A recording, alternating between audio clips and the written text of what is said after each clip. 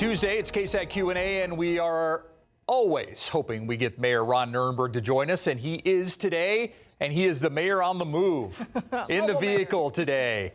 Mr. Mayor, thank you for joining us. Hope you had a good Thanksgiving. I did, and likewise to both you, Steve and Myra. Hope you all are well. So I didn't get a chance to talk to you about Project Marvel and the Spurs Arena, the entertainment district, a lot of that that happened. I want to talk about timing because I know you covered a lot of it last week, but what's the timing like when it comes to a vote on this? I mean, the clock is ticking on your tenure in office. Do you see it happening before you leave office? You know, I don't know. I mean, I think we're working with the proper urgency in the sense that, you know, we want to figure a lot of these projects out as a comprehensive vision for downtown. That includes the Alamo Dome, the convention center. We're going to get an update on the feasibility for the convention center actually tomorrow. You know, the big timeline is we need a future home for the Spurs, which we know that the lease is up in 2032. So that's a big date on the horizon. But look, if I could wave a magic wand, as one of my colleagues said a couple of weeks ago, we'd have it done tomorrow, but it requires a lot of work. It requires cooperation, alignment, and it certainly requires a community that's going to be engaged and supportive of the project. So there's a lot of work to be done, due diligence, et cetera. We're going to do it as urgently, but as properly as we can. So it remains to be seen, but all that work is unfolding now. Yeah, you've talked about community engagement, and I think you even talked about it in your North Chamber thing today about naysayers and how this will never get done if we listen to the naysayers. Have you talked to community members? Do you have buy-in, especially in that neighborhood that we're talking about in the hemisphere?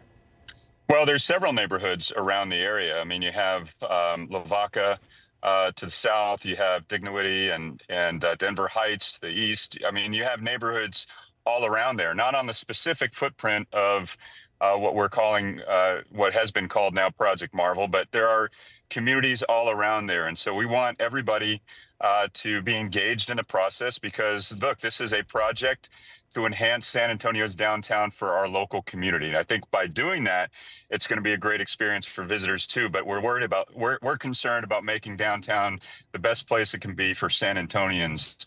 So I have spoken with a number of those leaders. They obviously have a lot of questions, but I think the aspirational vision is one that a lot of people are excited about, not just about, you know, potentially having the Spurs back in downtown, but also, you know, what it does to enhance all of the other unique features of our community, whether it's the Riverwalk, whether it's connecting the east side neighborhoods back with downtown by, you know, bridging over the interstate highway that disconnected those communities to begin with. You know, there's so many great things to be excited about with this potential project, but we've got a lot of work to do. And let's be clear, I see you've got other pictures up there. I think that's the 1604 I-10 project. Yeah, I'm not sure why that's up there, but yeah. No, but I think that's an important point. Important thing to point out. This is not the only thing going on in San Antonio. There are improvements happening in every corner of the city. Downtown is obviously the center of the action in a lot of ways, and the urban core that everyone in this community shares. But it's just one of the aspects of improvement that we've been making over the last many years in San Antonio. Yeah, a lot of things going on in the city, and at the same time we're having this conversation about Project Marvel. There's also a conversation about the new plans for a Missions baseball stadium downtown. Yeah. We've talked to you about how San Antonio ISD owns a key piece of property that's sort of the last piece of the puzzle for that stadium. They put out a list of things the district wants in exchange for giving up that property.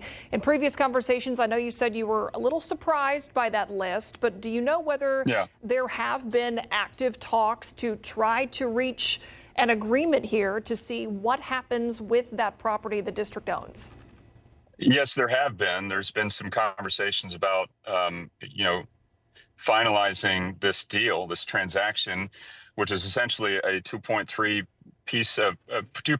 acre dirt parking lot to the county, and in the process building a parking garage that SAISD will share. So that is a process and a negotiation that the county is undertaking, and we want to be supportive. The other elements of the things on their list, the things that SAISD wanted to see, are things in many ways are already happening in our community. We have a strategic housing implementation plan, which is well underway by a vote of the public through our housing bond and through the work of the city council, which is creating and will create tens of thousands of affordable housing units and new housing units all over town, including in the urban core. So, a lot of this is just information sharing, a little bit of education for board members, and making sure that they have a seat at the table as we go through these community-wide improvements that they find important as well. So, we really need to get this done, because if it doesn't happen, it will be a detriment to our entire community, but most specifically the school district, which, again, will have additional revenue coming in. We'll also have new homes being built within the district. All the things that will help improve SAISD will be as a result of this new development that's occurring in the downtown area. Like I said earlier, you met with the Northside Chamber of Commerce and talked a little bit about your legacy in the future and things like that. Have you really had much time to spend thinking about what you would like to be remembered as mayor of San Antonio? No, not really. And actually, that's not something I want to really spend any time thinking about. Honestly, Steve and Myra, the important work of our city, as I've said many times before, are things that need to remain, need to remain committed to.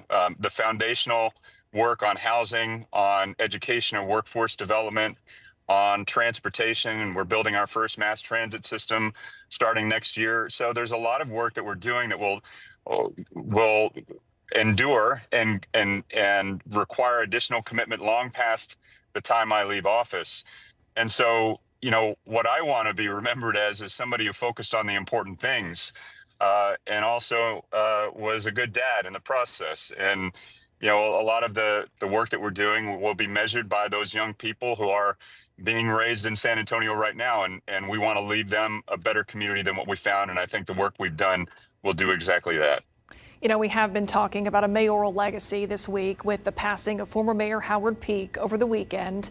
And his priority in office was so heavy on the environment, on the city, taking steps to protect the Edwards Aquifer, of course, creating the trail system. That was more of a novelty back then than it is now.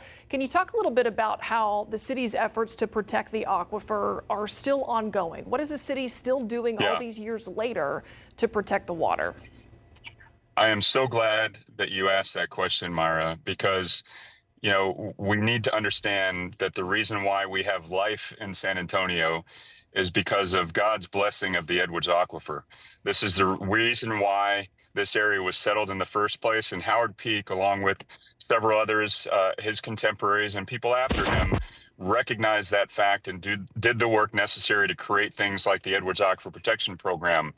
I was on city council when I led the effort to renew both the Greenway Trails system vote as well as the Edwards Aquifer Protection Program. And I've spent a large part of my 12 years in City Hall working on extending the Greenway Trails and aquifer protection in many different forms. We have to continue those efforts. And I hope during this mayoral campaign coming up, we get back to having some serious discussions about what we're doing to protect our water supply. I hope that those are questions that folks hosting debates will start to ask the candidates. One of the ways that we are doing that is through the Edwards Aquifer Protection Program, which was funded by a 1/8 cent sales tax from 2000 to 2020. We shifted that necessarily. We had to help with job training, and now to build our first mass transit system to improve public transportation in our city. But we are continuing the Edwards Aquifer Protection Program through financing in the city. So we are actually continuing at the same rate of conservation easement acquisition over the aquifer, basically that acquires development rights over sensitive areas of our aquifer. And that is a vote that needs to be taken periodically by the city council. And we're going to continue that. We have allocated an additional $100 million to it a couple of years ago when we transitioned that funding.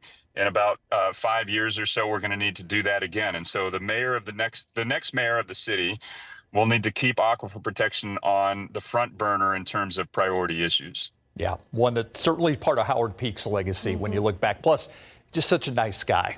Mayor Ron Nirenberg, appreciate your time as always. Likewise, and may Howard rest in peace. He did a world of difference, a positive difference for our community, and he deserves his rest and honor in all ways. Absolutely.